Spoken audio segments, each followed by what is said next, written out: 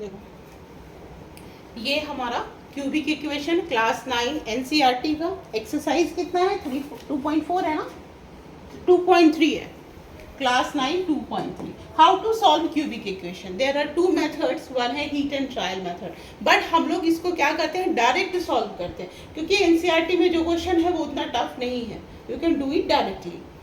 तो हमें क्या टारगेट करना है आखिर हम कैसे क्यूबिक इक्वेशन को डायरेक्ट सॉल्व करेंगे। तो टारगेट फैक्टर हमारा क्या होना चाहिए देखो टारगेट फैक्टर हमारा होगा ये प्राइम नंबर ठीक है। टारगेट फैक्टर प्राइम नंबर के हिसाब से सोचेंगे और ऐसा नहीं कि हो सकता है कि होल नंबर के हिसाब से भी कभी सोचना पड़े बट स्टार्टिंग पहले हम लोग टारगेट रखेंगे क्या प्राइम नंबर। अब इसको ये एक्स क्यू है अगर हम इसमें एक्स स्क्वायर ले लेंगे एक्स प्लस 13 फिर ये तो बनेगा ही नहीं कॉमन फैक्टर। तो हमें ऐसा करना है कि एक्स क्यू भी कंज्यूम हो जाए 13x स्क्वायर करेक्ट। तो हमें अब क्या करें 32x को 13x लिख लेते हैं और प्लस क्या हो जाएगा ये 19x प्लस 2। मैंने इसका देखा देखी काम किया इसका कॉपी किया 32x को ब्रेक किया किसने 13 लेकिन अभी सोचेंगे अरे 13x में तो x ले लेंगे x प्लस 1 हो जाएगा लेकिन उधर 19x है प्लस 20 कॉमन नहीं होगा ये बेचारा एक्स क्यू का क्या होगा अगेन हमारा सेम वाला काम नहीं होगा। फिर एक और दिमाग में आएगा क्या बात दिमाग में आएगा हमारे दिमाग में आएगा कि अगर हम इस 13 में 13x कॉमन लेते हैं तो x प्लस 1 आता है यानी कि बाकी में भी x प्लस 1 होना चाहिए है ना। लेकिन एक्स क्यू का क्या होगा एक्स क्यू के साथ अगर माइनस एक्स होता तो x प्लस 1 आ जाता क्योंकि क्यूबिक फॉर्मूला लग जाएगा या आइडेंटिटी लगा के हो जाएगा।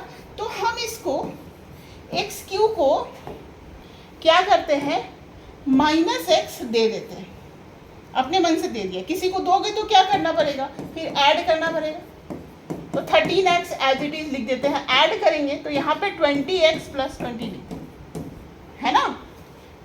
ऐसा करते ना अगर हम x माइनस 2 में ऐड करेंगे तो प्लस 2 है ना। तो माइनस 2 में अगर मैंने 2 ऐड करेंगे तो 2 क्या करना पड़ेगा घटाना पड़ेगा लिख सकते हैं ना ऐसा।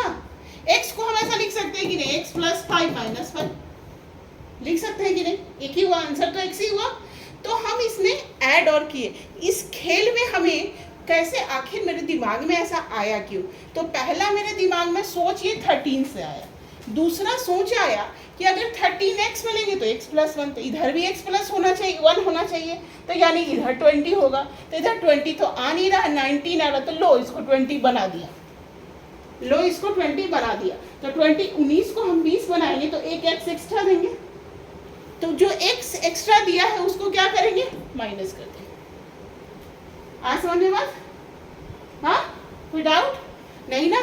तो अब देखो अब हमारा काम हो रहा है एक्स स्क्वायर कॉमन ले लिए एक्स माइनस 1 13 एक्स कॉमन ले लिए एक्स प्लस 1 20 कॉमन ले लिए एक्स प्लस 1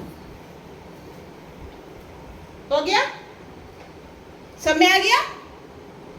यहाँ पे x square x Q minus अरे ये क्या किया एक्स कॉमन होंगे ना एक्स कॉमन लेंगे एक्स स्क्वायर माइनस 1 ये हुआ।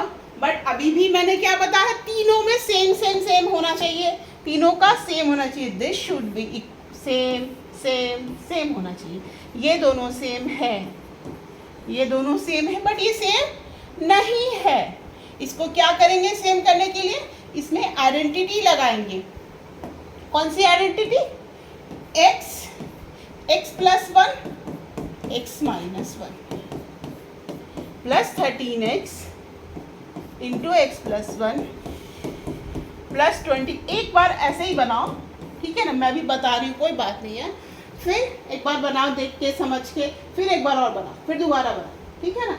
अगर इस सबसे भी नहीं होगा तो I will show you the some other method is also there है ना। बट आई वांट कि आप लोग ये मेथड सीखे सिंपल है क्योंकि एनसीईआरटी में ऐसा कुछ क्वेश्चन दिया ही हुआ नहीं है मोस्ट सिंपल क्वेश्चन सब है एक्स। अब देखो तीनों आ गया ना सेम तीनों टर्म में सेम आ गया। अब सब सेम को बाहर कर देते हैं X plus 1 what we will left we will left with x into X minus 1 plus ये 13x प्लस, ठीक है।